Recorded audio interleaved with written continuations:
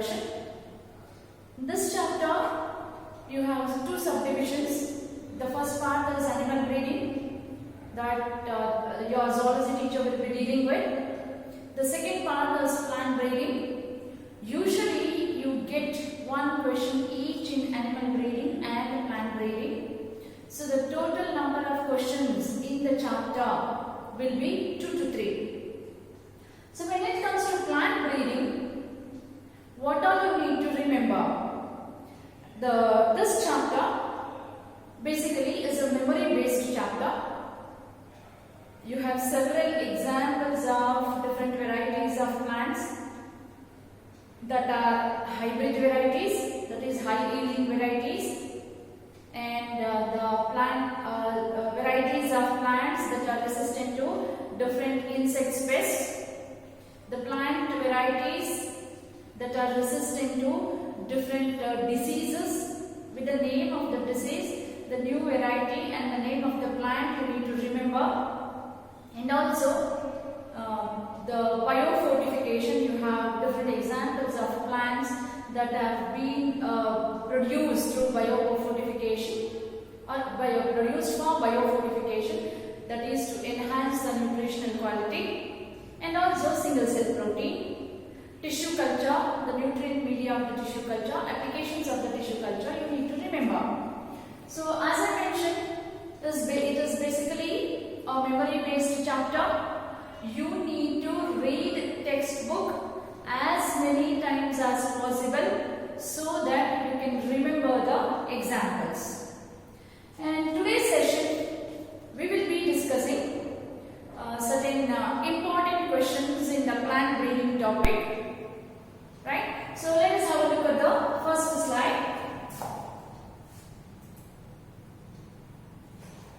According to NCERT text, which of the following are selection and testing of superior recombination in plant breeding? So this question basically is related to different steps in the plant breeding.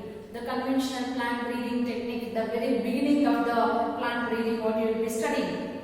Plant breeding is a method of breeding the plants that are high yielding, well suited for cultivation, as well as resistant to the diseases caused by different pathogens, right? So what exactly you do in the plant breeding technique? You will be selecting two different plants that may belong to two different variety or species or the genera, right? So the cross hybridization is made between the two plants so that the progeny obtained will be superior when compared to both the parents. So you have different steps in the conventional plant breeding technique, right? The first step is the germplasm collection, where you will be collecting the different varieties of a plant or the species of the plants, either in the form of a seed or in the form of a plant. And the germplasm should have all the various alleles for all the different genes of a given crop. So once you collect the germplasm, the second step is evaluation of the germplasm and selection of parents. So you go on evaluating the germplasm and you go on evaluating what are the characters that are present in the different plants, and you look for the character that you want for the cross hybridization, right? So you will be selecting one plant as a male plant, a male parent, the other one as a female parent. So once the parents are selected, the next step is cross hybridization. A crossing will be made between the male and the female plant. This question is related to next step after the cross hybridization. So once the cross hybridization is over and the new plant develops, you will have to look in the progeny whether the progeny is having the all desirable characters or not.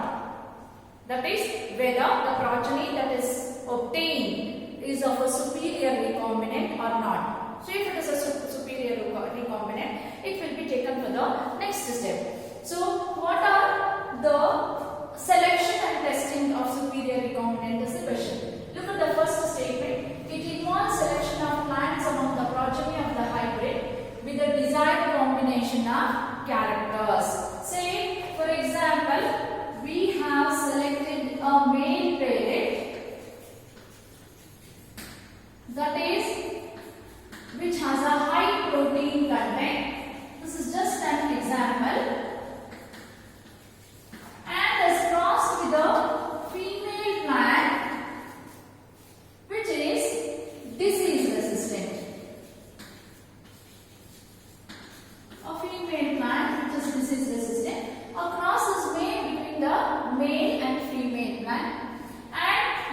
obtain a progeny, that is F1 generation, you can call it a first period generation. It involves the selection of plants among the progeny of hybrids with a desired combination of characters. Say, you may obtain hundreds of thousands of seeds as an F1 generation, which again you will sow and you will look for the desired characters. So that is what is saying. It involves selection of plants among the progeny. You have hundreds of plants here in the progeny, and this is a hybrid because it is obtained through crossing between the two different plants, right? You look in the progeny whether the desired characters are present or not. So the statement is true. The hybrid are superior to both the parents, and this is called hybrid vigor, right? So in hundreds or thousands of the progeny that you have obtained, one or two of them may be superior to both the parents. That means what? You have an F1 progeny which is both having high protein content as well as disease resistant. That means this F1 progeny is superior in one or more character to both the parents, which is called hybrid vigor.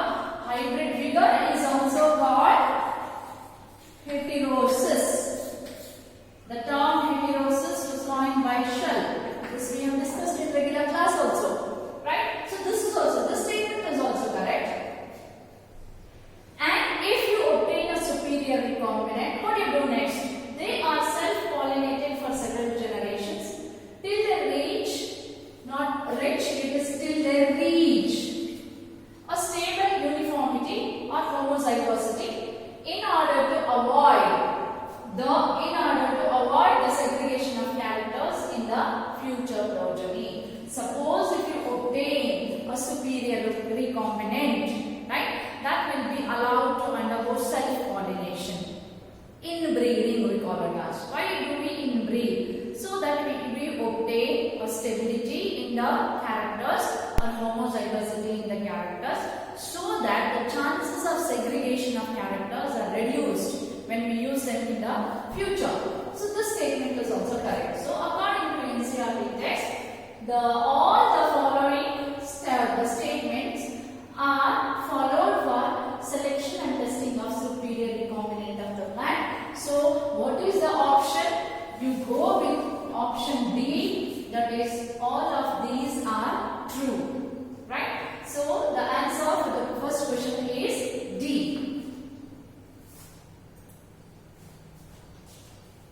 Which of the following shows correct chronological order of the events occurring during the callus culture?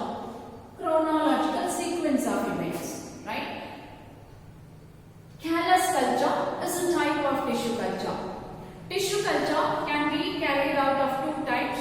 One is a callus culture, the other one is a suspension culture. And again, if you get back, the tissue culture is in vitro growing of plant cells, organs, or tissues by providing suitable nutrient media and maintaining a sterile condition, in vitro and a laboratory condition. And because the plant cells are totipotent in nature, totipotent means they have ability to generate an entire plant. Any part of the plant body can be taken, excised and taken, excised, cut and taken from the parental plant, and that part of the plant body which is taken is called explant. Explant can be developed into an entire plant under laboratory condition. So that is what is tissue culture. That the question is the steps during the tissue culture. Of course, the first step in the tissue culture is the taking explant. Explant, the part of the plant body excised and taken for the tissue culture. It could be a piece of shoot or a piece of a root, a piece of a leaf, anything. Any part of the plant body can be taken as an explant. So once we collect the explant with the regular tissue culture technique, we carry out surface sterilization of the explant. Surface sterilization, that means all the dirt that is present on the surface or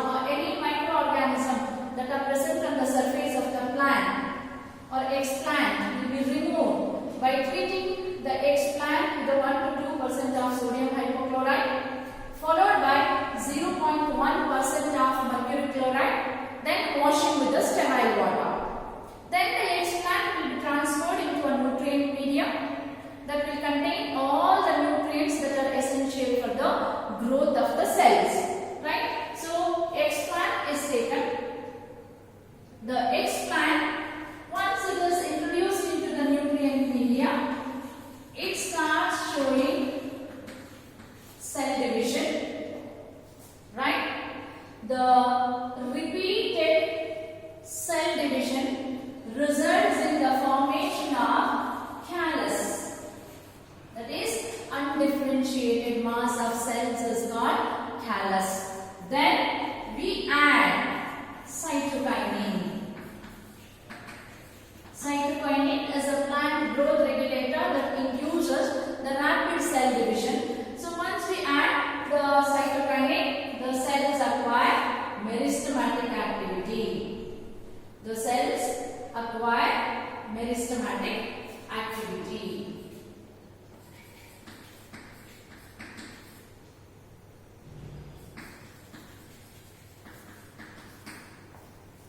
So explant cell division, addition of cell, so the cells acquire meristematic activity and this undifferentiated mass of cells is called callus. Now if you look at the options, callus will not come first. Callus is formed due to the cell division, right? So option 1 is wrong. The second option, explant cell division, addition of cytokinin, cells acquire meristematic activity. Then once the meristematic activity, they acquire the meristematic activity and undifferentiated mass of cells is formed, that is callus. So option B is the right answer.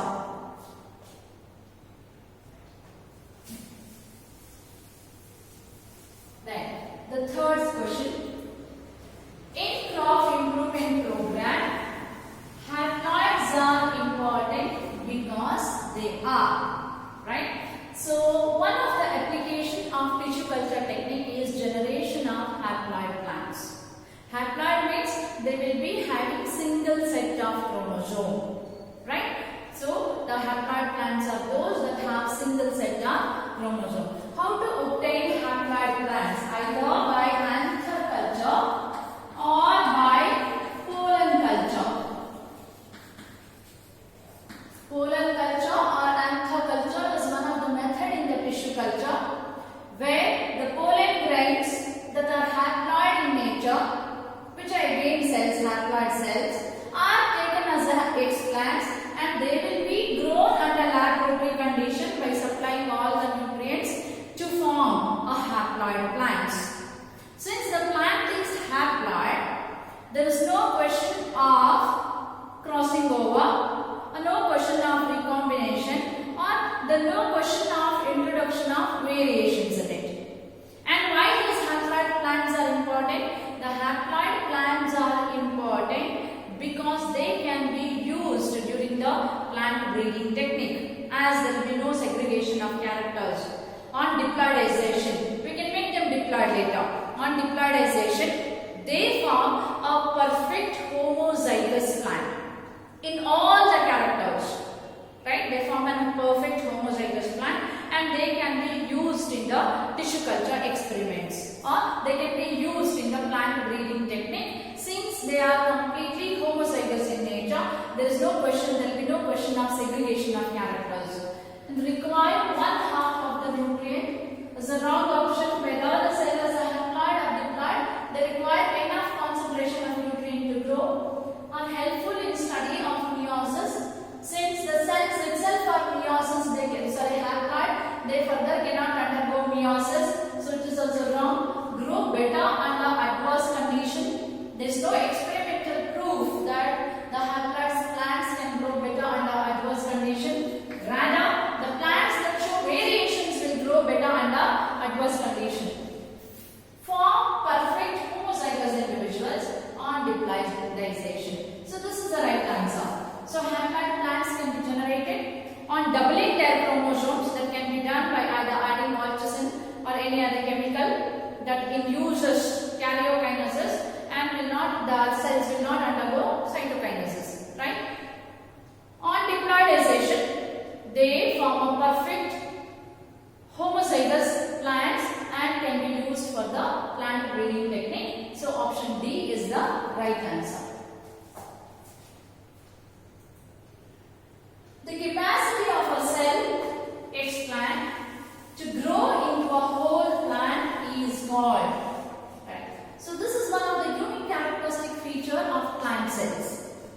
any plant cell except the dead tissues, that is parenchyma, right? So any plant cell can be taken, or any plant cell have the ability to divide and develop into an entire plant. This ability of a plant cell to generate an entire plant of its own kind is called totipotency. And why plant cells are totipotent? The plant cells are totipotent because of their ability to undergo differentiation, dedifferentiation, redifferentiation. Earlier classes we have discussed what is differentiation, what is dedifferentiation, what is redifferentiation. There's a unique character that is present in case of plants.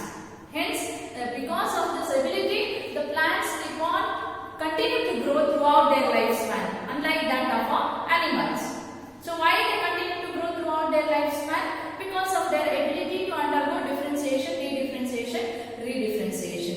Right? So this capacity of an explant, any explant is any part of the plant body, to grow into a whole plant is called cellular totipotency. As I mentioned, totipotency is the ability of a cell to differentiate into any tissue, any organ or an entire plant. So it is called cellular totipotency. Tissue culture is one of the technique of growing plants under laboratory condition. It's a wrong option. Plant culture, regular plant development. Right? So it has nothing to do with the explant or something like that. It's a wrong option. Cellular totipotency is the right option. Semi-dwarf varieties of rice were developed from.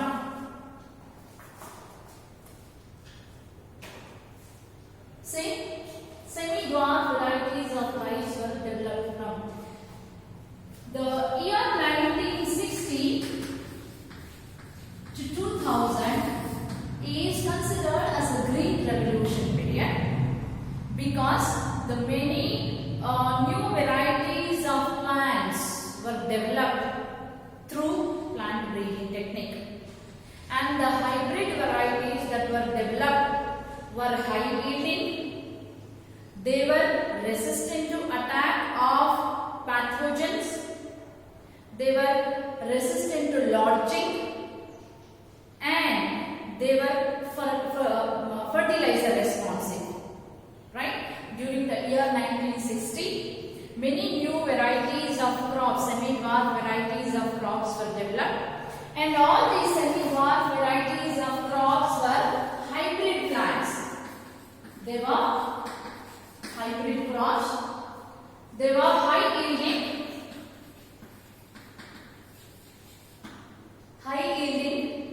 and resistant to pathogens or the diseases that are caused by the pathogens, resistant to lodging. That is, lodging is the falling of plants when a wind blows with a high speed or water flows with a high speed. They were resistant to lodging. They were fertilizer responsive. They showed good response to fertilizers. This was last before year NEET question. Semi-dwarf varieties of plants were, and options were given with all of these was one of the option. They were fertilizer responsive. Okay, and these varieties were introduced in different parts of the world, especially the countries that were growing wheat and rice, and there was a drastic increase in the production of both rice as well as wheat. And this drastic increase, and the period in which there was a drastic increase in the production of the rice as well as wheat is called as a Green Revolution. So one of the hybrid plants that was introduced during the Green Revolution period is rice. The question is on the semi-dwarf varieties were developed from which of the plants, right?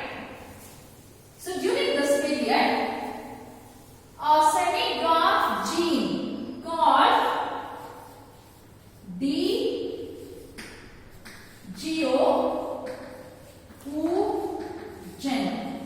a gene responsible for semi-dwarfness of the rice called DGO2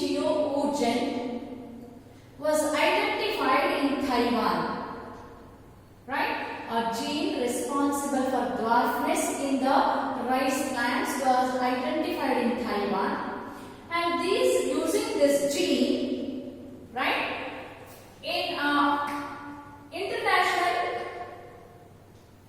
Rice Research Institute, IRI, using this gene, International Rice Research Institute of Philippines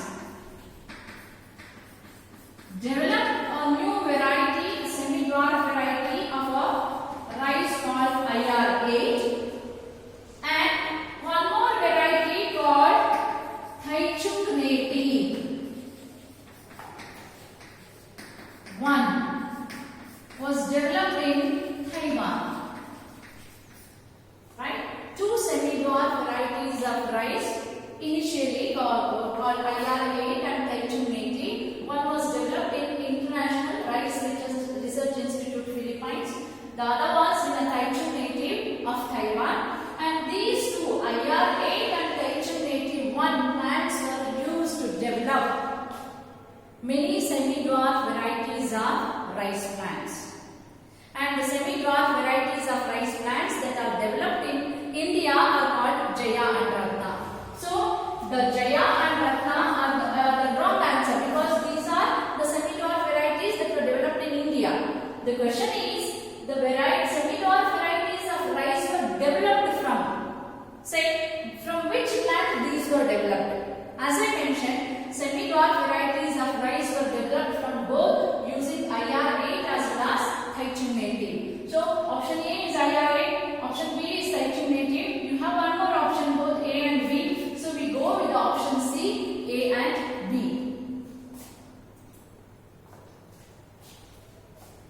In tissue culture, roots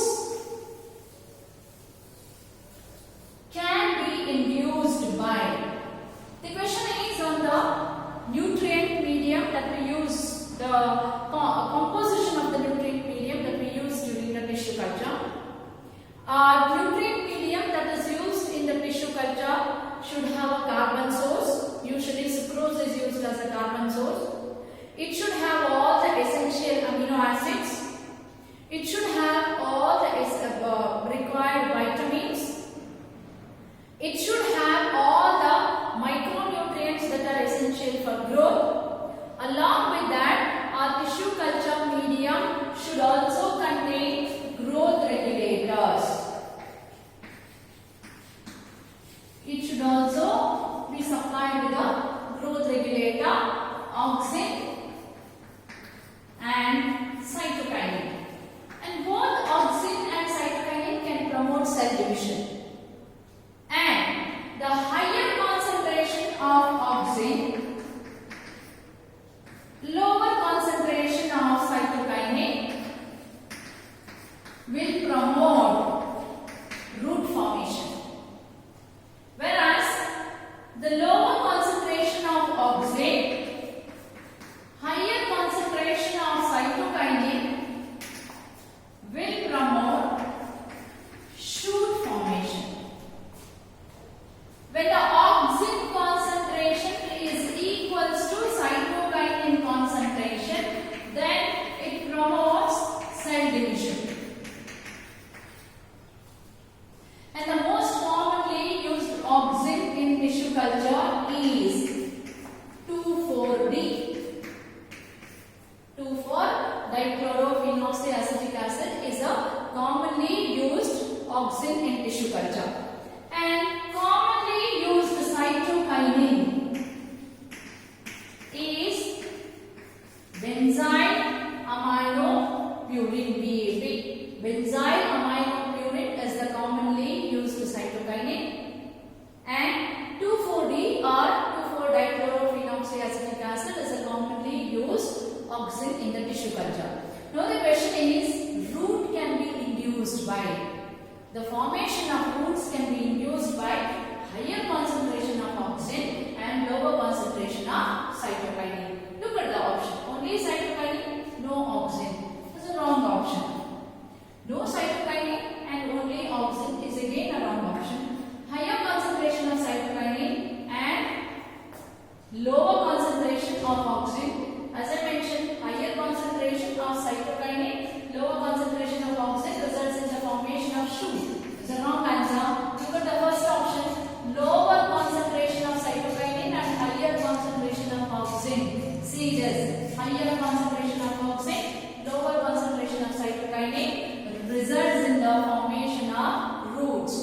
So option A is the right answer.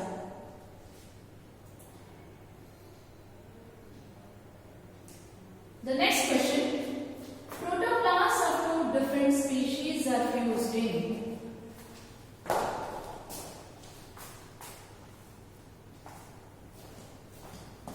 Okay, so protoplasts of two different species are fused in. Look at the options: micropropagation, somatic hybridization, clonal propagation, organography.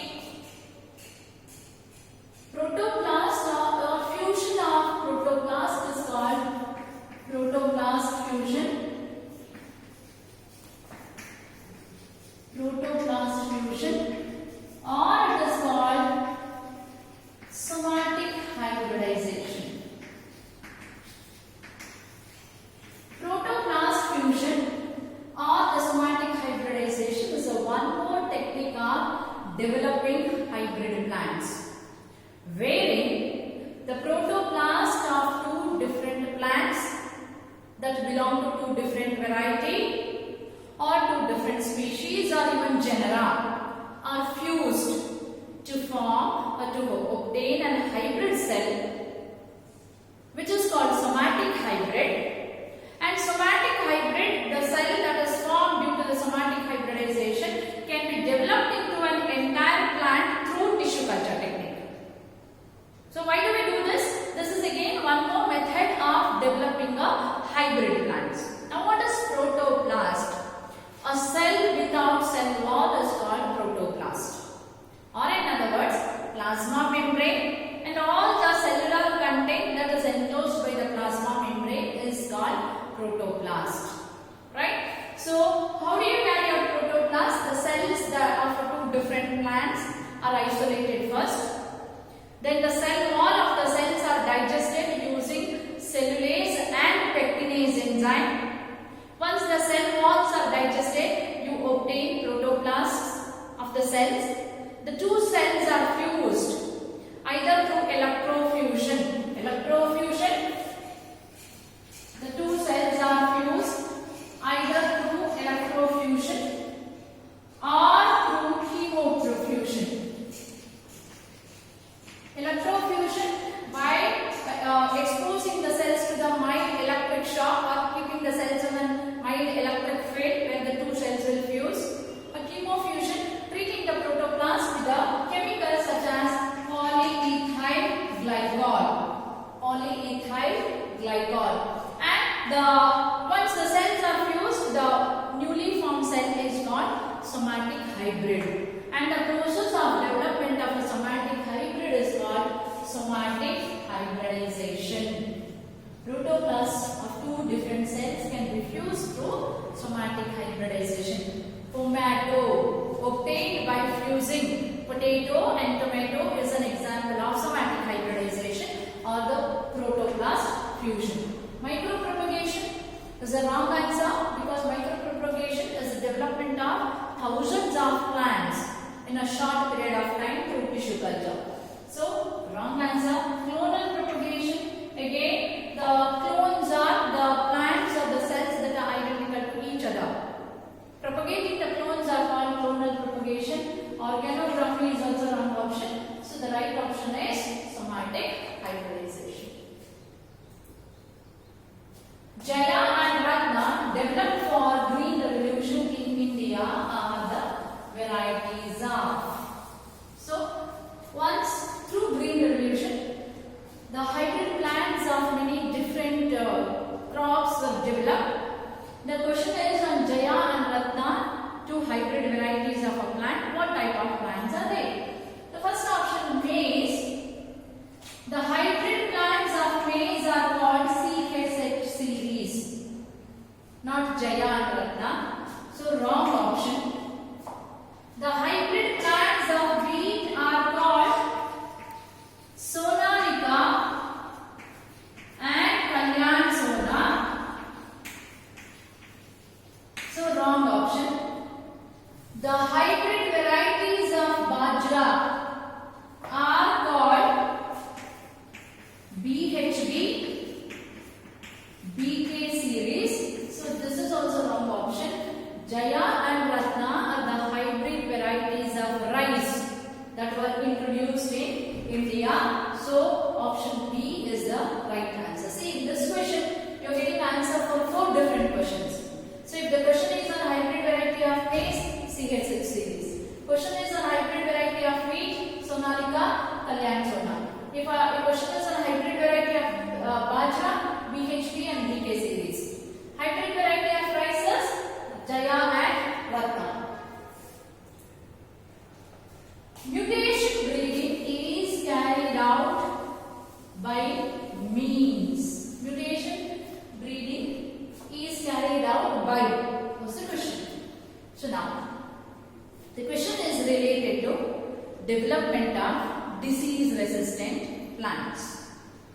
See, many of plants, naturally, they are resistant to certain diseases. So what is disease resistant? Ability of an organism to resist the development of a disease by a pathogen. Say it is same in human beings also. Many of us are resistant to many different diseases, whereas many of us are not very susceptible. Currently you can correlate with the corona, and if you hear the corona discussion or a discussion of coronavirus, or if you are reading, following the progress or the development of disease in the corona, you can make out that you might have read that some people are very much prone to attack by coronavirus. That is, if the virus enters into them, they may develop a severe disease. Whereas in some people, the virus remains asymptomatic. That is, without showing any symptoms, without causing any harm to the host cell. This again depends on the immune system or immunity of an individual. And who decides the immunity of an individual? The genes that are present in your body that decides.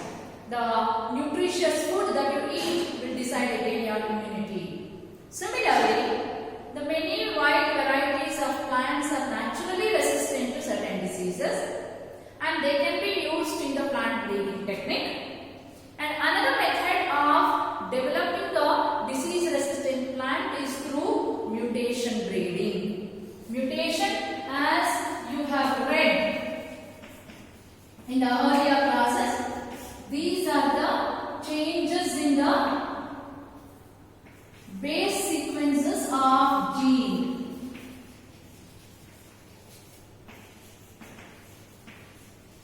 That can be inherited. Changes in the base table, changes in the base sequences of a gene are called mutation. Mutations can be developed spontaneously in an organism, which is one of the reasons behind the evolution. But the spontaneous mutation is a very slow process. And there's one more method of development of mutation, developing a mutation, that is induced mutation. There are certain chemicals and also there are certain physical agents that can induce mutation in the cells. Right? So, induced mutation can be induced either by physical agents or by chemical agents. Physical agents such as UV rays or gamma rays can be used to induce a mutation in any cell. Chemicals such as alkalides, base analogs, or ethyl methyl sulfonate, such agents can also be used to induce mutation. So, the mutation breeding is one of the techniques in the plant breeding process, where the mutations are randomly induced in the plant cells. Then the cells are evaluated for the desirable mutation that may lead to the development of resistance to a disease or something like that. And those cells are selected and propagated through the tissue culture. So, mutation breeding is carried out by inducing mutation in the plants by various means. That could be physical or chemical. So, first statement is true. Screening the plants for resistance. Yes, once you induce a mutation, it's a random process. Any cell may undergo mutation.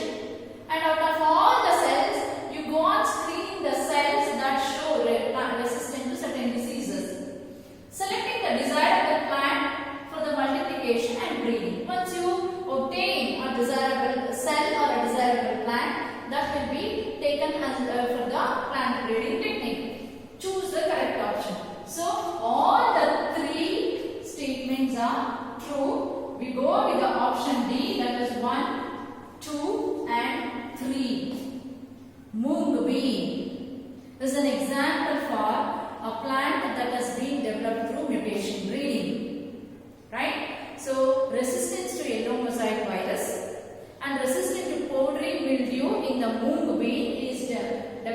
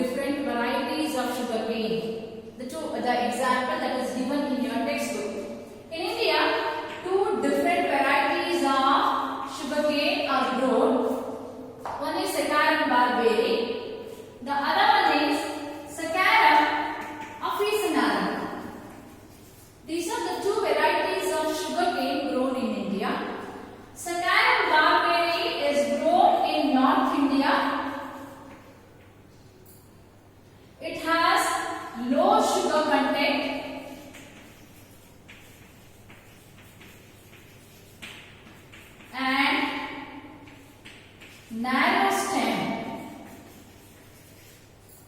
Whereas Saccharum officinarum, grown in South India, it has high sugar content, thick stem. So obviously, if you compare, Saccharum officinarum is a better variety than the Saccharum barberi. But Saccharum officinarum failed to grow in North India, so cross hybridization was made between two. A new variety of sugarcane was developed that had high sugar content, high yield, and was capable of growing in both North and South India. The question says, Saccharum barberi was grown in North India. Option A is North. Had low sugar content. B is low. And E, Saccharum officinarum did grow in South India. C is South. Had thicker stem and dash sugar content, high sugar content. D is high. So look at the option. A is North India. B is poor sugar content. C is South India. D is higher sugar content. So option A is the right answer. In 1960 to 2000, wheat production increased from dash tons to dash tons, while the rice production was from dash ton to dash tons. Again, a memory-based question, a textbook statement. So from 1960 to 2000, wheat production increased from 11 million tons to 75 million tons. Then rice production increased from 35 million tons to 89.5 million tons. A textbook statement, you need to remember the numbers.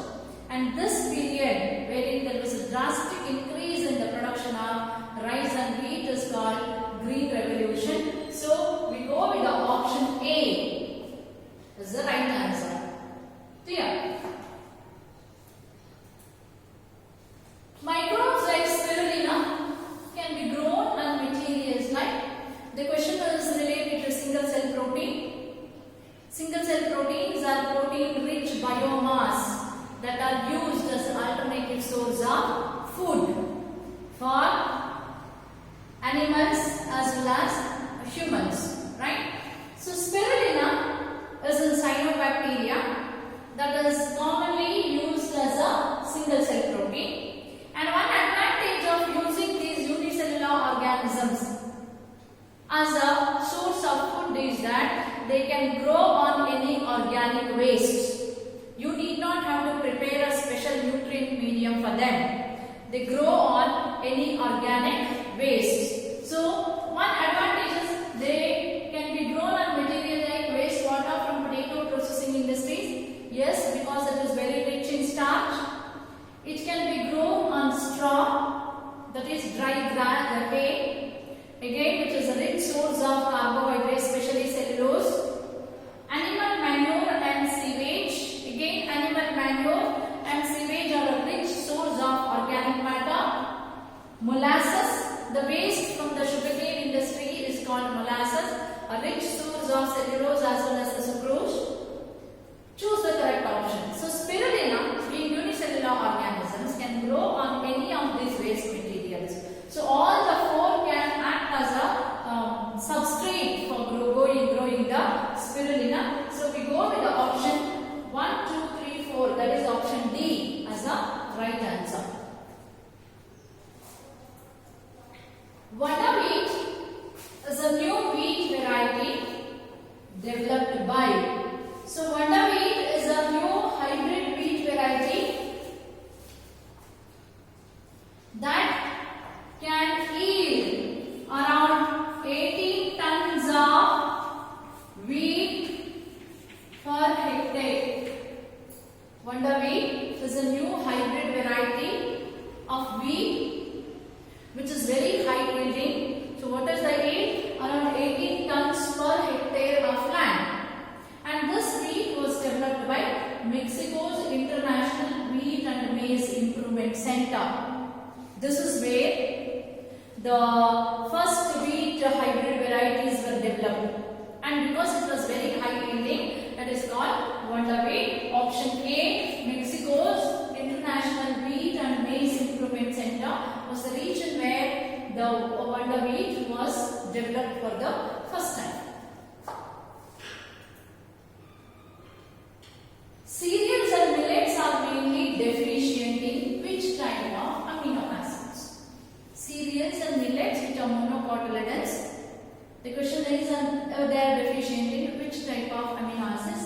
Look at the options. Sulfur containing amino acids, methionine and cysteine. No. Cereals and millets are rich in sulfur containing amino acids. Right? So this is a wrong option. Getting? So usually pulses are deficient. Pulses are deficient in methionine and cysteine, but not the cereals. Tryptophan, yes, right answer. Lysine is also true. Usually the cereals and millets are deficient in amino acids, tryptophan and lysine. So we go with the option D, both B and C. Right? To fulfill these deficiencies, a new variety of maize was developed in the year 2000. In the year 2000, a new variety of maize was developed under biofortification. The example is given. The new variety of maize was developed in the year 2000 with a twice the concentration of tryptophan and lysine. And these new varieties of maize are called Protina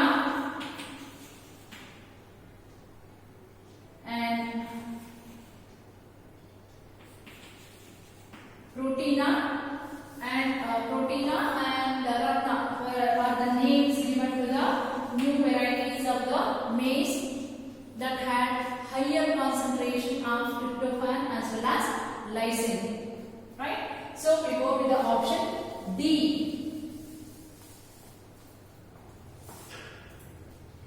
The Indian Agricultural Research Institute, that is IARI, New Delhi has released several fortified vegetable crops that are rich in vitamins and minerals. These are again a textbook statement oriented question. Vitamin A enriched carrots, spinach, pumpkin. Yes, Indian Agricultural Research Institute has released these. Vitamin C enriched bitter gourd, bathua, mustard and tomato. This is also true. Iron and calcium enriched spinach and bathua. This is also true. Protein enriched broad beans, French bean, garden bean. This is also true. So choose the correct option. Since all these are developed by IARI, we go with the option D. All are these.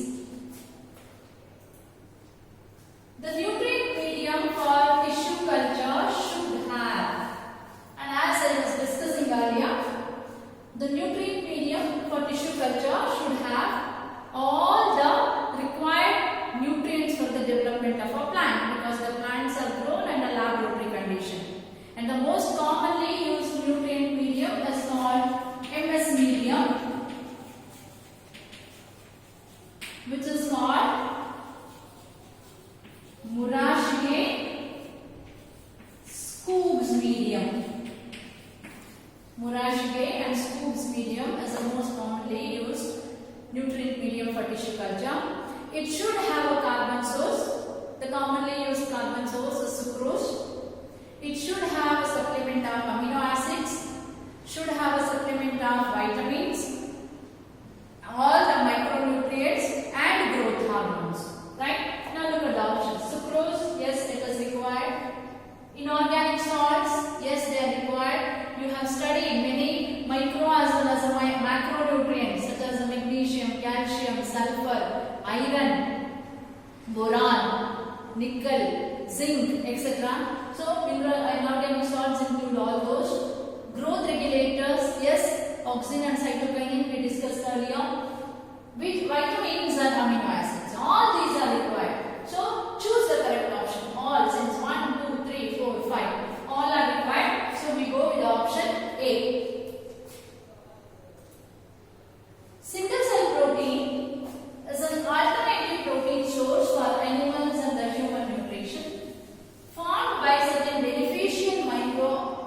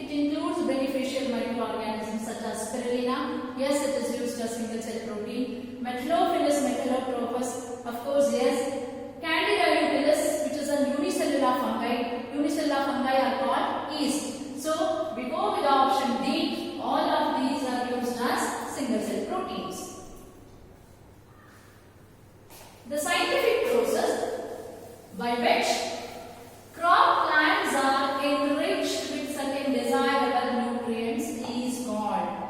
So the plant breeding has many applications. One of the application of plant breeding is to increase the nutrient quality of the crop plants that we grow, to fulfill all the nutrients requirement by the organism. Say more than 3 billion people around the world suffer from hidden hunger. Now what is hidden hunger? Hidden hunger is also called as deficiency disease. That means a person is eating enough food but he is not getting the supplements of the vitamin or the proteins or the essential amino acids or the micro elements or mineral nutrients for the growth and development. And this deficiency diseases or the hidden hunger may decrease the lifespan of an individual. It interferes with the immunity of an individual. Such individuals will have reduced immunity and reduced mental ability. Right? So, what is the method? What is the way to come out of this hidden hunger? One way of coming out of hidden hunger is growing the most commonly used crops with the enrichment of these proteins, vitamins or essential oils or the mineral nutrients. And such method of plant breeding is called biofortification. Biofortification is a plant breeding technique with an increased level of proteins, vitamins, essential oils and mineral nutrients. The method is called biofortification. So option C is the right answer. In maize, the presence of high aspartic acid, low nitrogen and sugar content protect them from. The question is related to plant breeding with resistant to insect pest. See, many plants are resistant to attack of insect and pest, either because of their morphological characteristic features, physiological or biochemical characters. Right? So many plants are naturally resistant to many insects, attack of insects and pests because of their morphology or the physiology or biochemical nature. The question is based on that. So in maize, the question is specifically on maize, high aspartic acid, low nitrogen and low sugar content protect them from. So the option 1 is aphids. Aphid resistant is usually seen in Brassica. Rapeseed we call it as. So the option is wrong. Fruit borer, a variety of okra or bendi is developed and it is resistant to fruit borer. So that is also wrong. Jacid resistance is seen in case of cotton. Hairy leaf of cotton is resistant to jacid. So in maize, the presence of high aspartic acid, low nitrogen and sugar content protect them from the stem borer. So the stem borer is the right answer. Option D, stem borer is the right answer.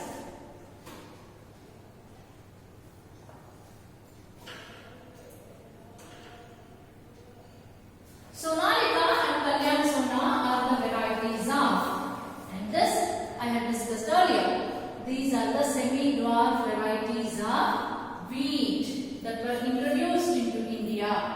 Right? The semi-dwarf varieties of wheat are called Sonalika and Kalyan Sona. Again, a memory-based question.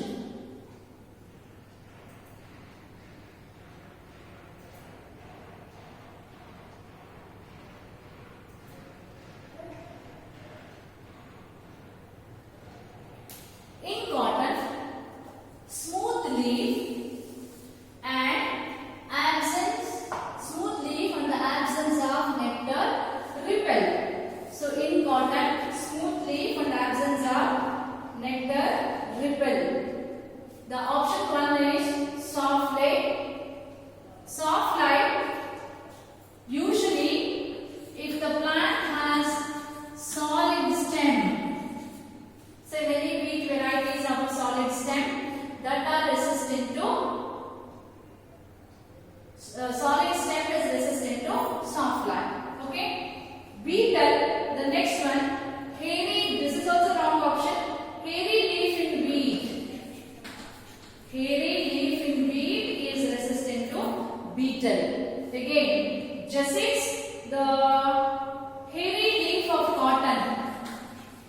Hairy leaf of cotton shows resistance to gestates. So in cotton, the smooth leaf and absence of nectar will always repel bollworm. Right, again, you are getting answer for 4 different questions. Soft light, if the plant has a solid stem, such plants are resistant to soft light. A plant that has a hairy leaf will be resistant to beetle. Again, hairy leaf in cotton is resistant to gestates, whereas the smooth leaf and absence of nectar in cotton repel the bollworm.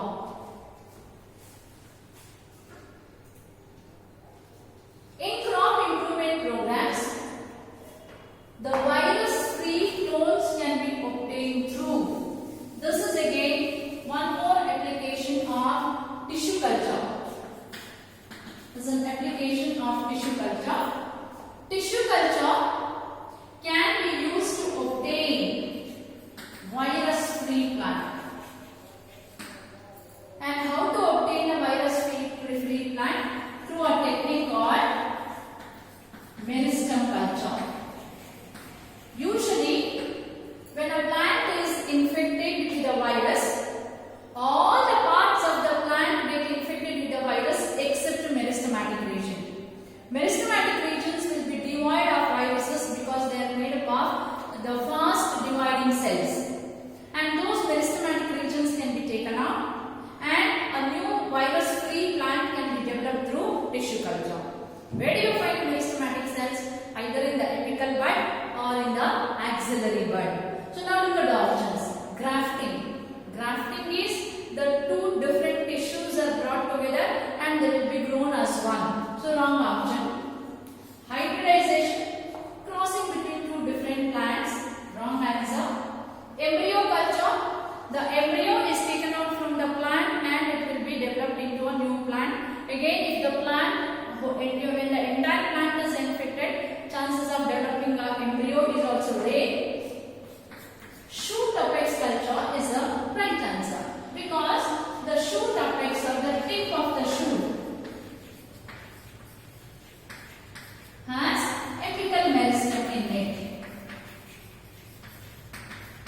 And as I mentioned, the meristematic culture is used to obtain a virus-free plant in the tissue culture. So option D, shoot apex culture is the right answer. The objective of biofortification is to improve. And as I discussed earlier, biofortification is a plant breeding with an increased level of protein, vitamin, oil, mineral nutrients. Now look at the options. Protein content and quality, yes, right option. Oil content and quality, yes, right option. Vitamin content, again, one of the objective of biofortification. Micronutrient and mineral content. This is also again to reduce the symptoms of deficiency, symptoms of nutrient. So option D, 1, 2, 3, 4, all are right. So all are the objectives of biofortification. The totipotency of a cell refers to, earlier I have given the definition of totipotency. Totipotency is the ability of a cell to develop into an entire tissue or an organ or an entire plant. Right? And all the cells will be clones of each other because it is a vegetative multiplication. Look at the options. Flowering in a culture medium is a wrong option. Development of fruit from a flower in a culture medium. Development of an organ from a cell in a culture medium. Yes, totipotency, you can develop an organ, but we'll before answer taking that as a right answer, we'll look into the last option. Development of all tissues of all kinds from a cell in a culture. Yes, the plant cells have this ability. Any plant cell can develop into an entire plant. And plant again is made up of different type of tissues or organs. So we go with the option D. Development of all tissues of all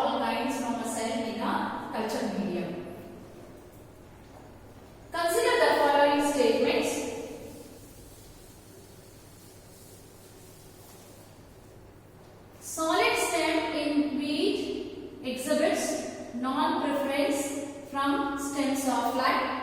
This I explained earlier. Yes, when a wheat plant has a solid stem, it exhibit non-preference. That is, the soft lights are repelled. In cotton, smooth leaf and absence of nectar repel bollworm. This is also true. In maize, high aspartic acid, low nitrogen and sugar content protect them from the stem borer. This is also true.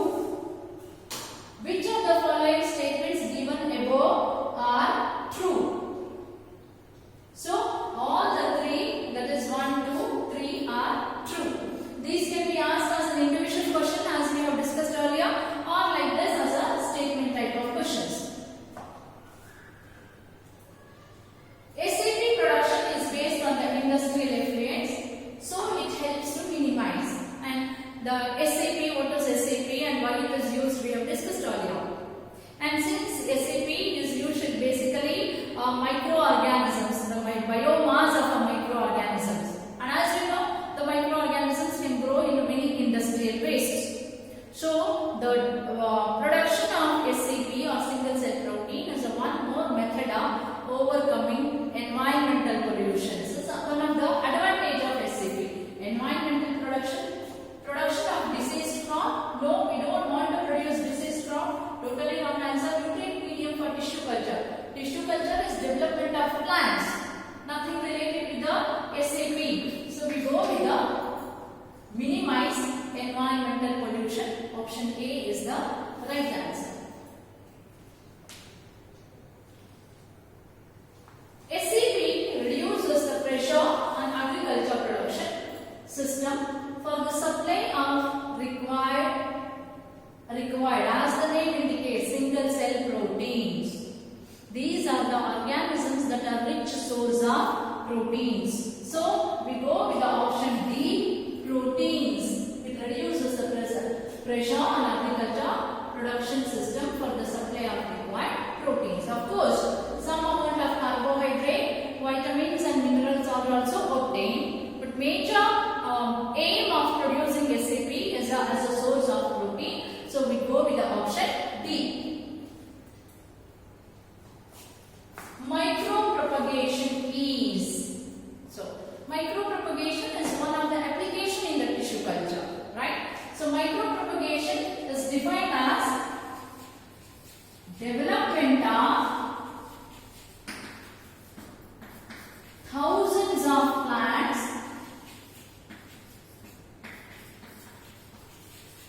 in a short period through tissue culture.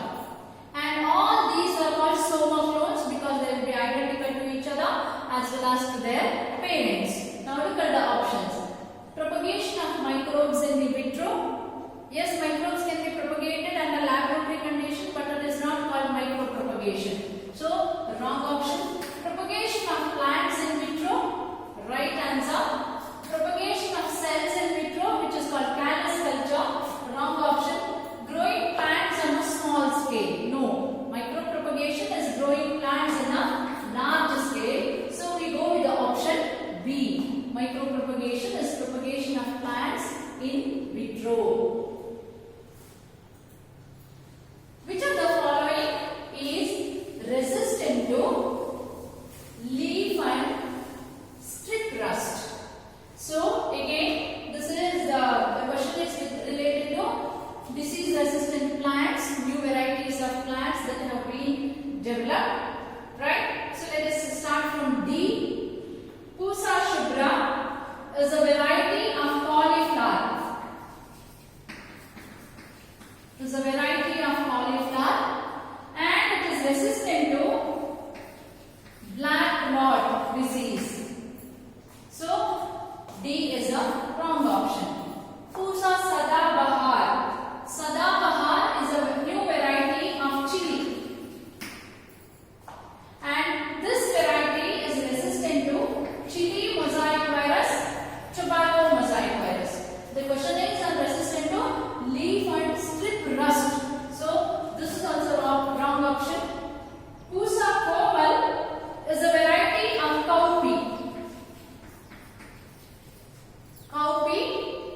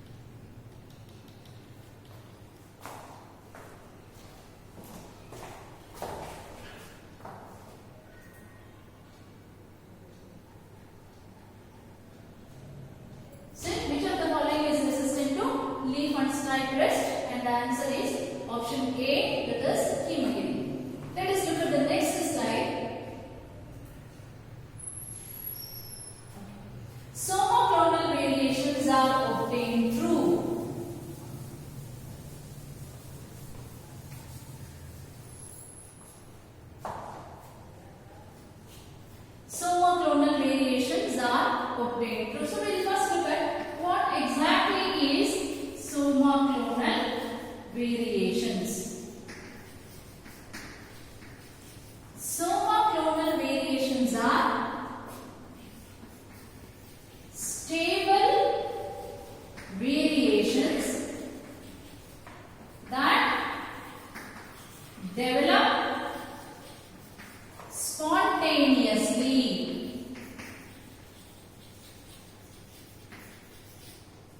during tissue culture.